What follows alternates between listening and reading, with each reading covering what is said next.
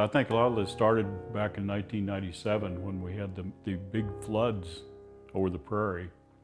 And a friend of mine, I was at a small weekly newspaper at the time, he came into the office and he was going to fly over the prairie to look at where the flood was coming from. And although I'd lived on a prairie at that time for like, 5 or 6 years, I had no idea what it had looked like before. Obviously, I don't think anybody alive today really does.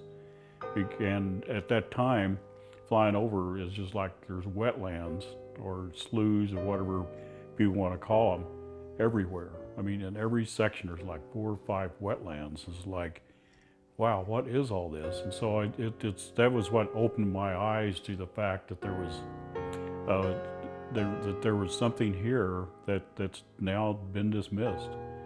And through the years, I've learned that like there's only 1% of the prairie left.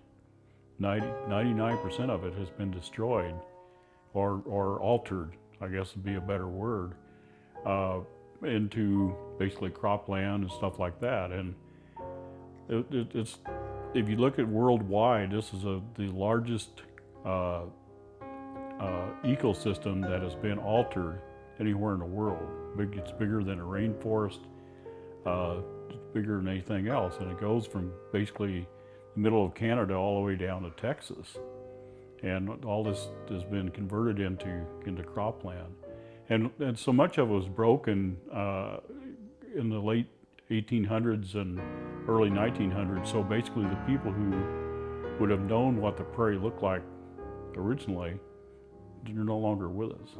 And so I don't think anyone can really grasp what it really looks like, because it doesn't exist anymore.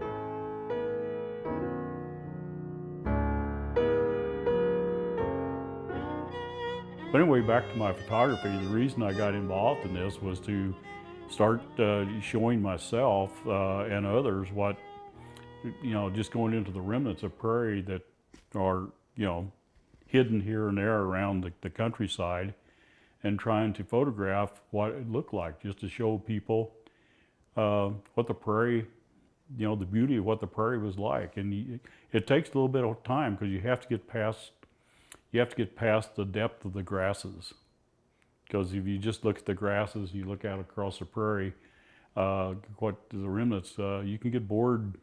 People can get bored pretty quickly. So you have to really get past the grasses, if you will, to see what you're looking for.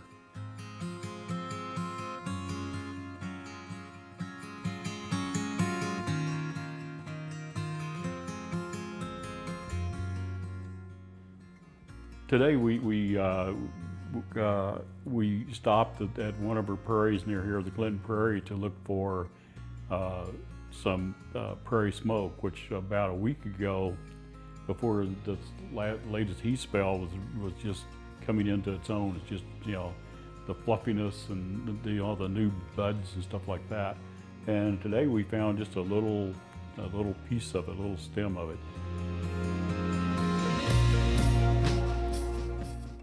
There's not much of it left. There's a few strands coming up from there, and there's some of this stuff, but it's pretty well past the season. And that's sort of what happens in the prairie land.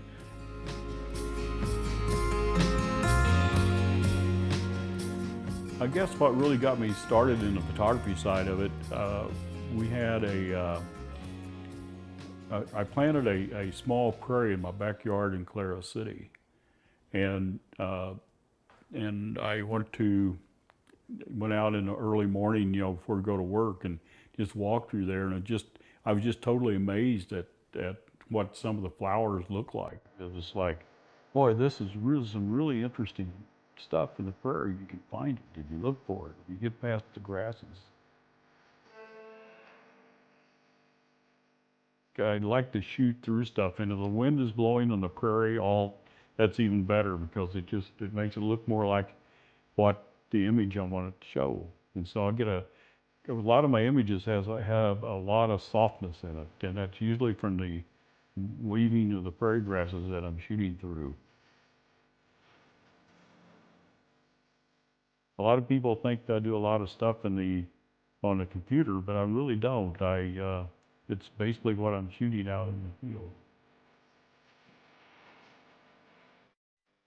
A lot of people describe my work as being ethereal or almost impressionistic-like, and that comes again from using a technique in the field.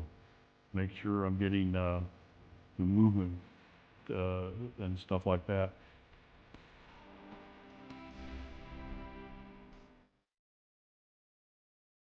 That look, it's looking beyond the grasses.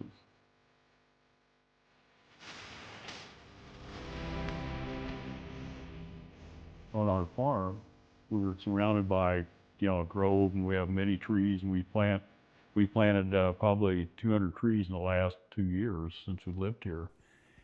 But we also have 8 acres of prairie, and we just enjoy looking at, because of the prairie. It's always changing. It's ever changing. The light and the wind. I mean, that's the essence of the prairie. Is the light and the wind. It's simple stuff, but it's beautiful stuff.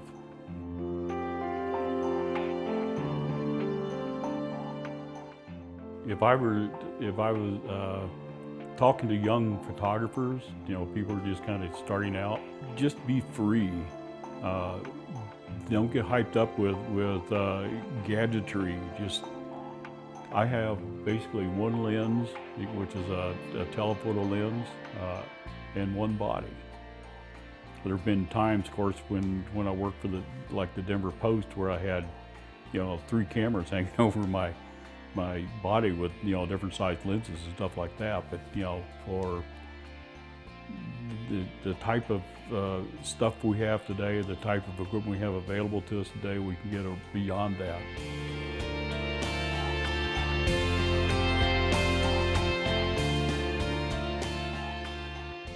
I spent, I guess, 40 some years in the newspaper and magazine and freelance business. When I was a working journalist in those types of publications, it was always looking for the story and always trying to use photojournalism to tell a story.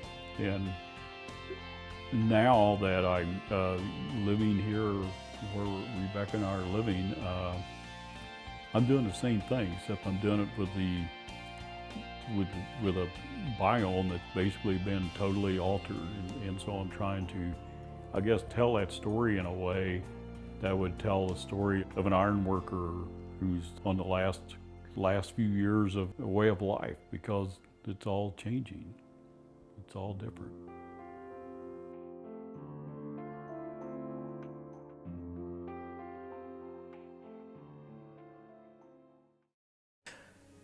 This program on Pioneer Public Television is funded by the Minnesota Arts and Cultural Heritage Fund with money from the vote of the people of Minnesota on November 4th, 2008.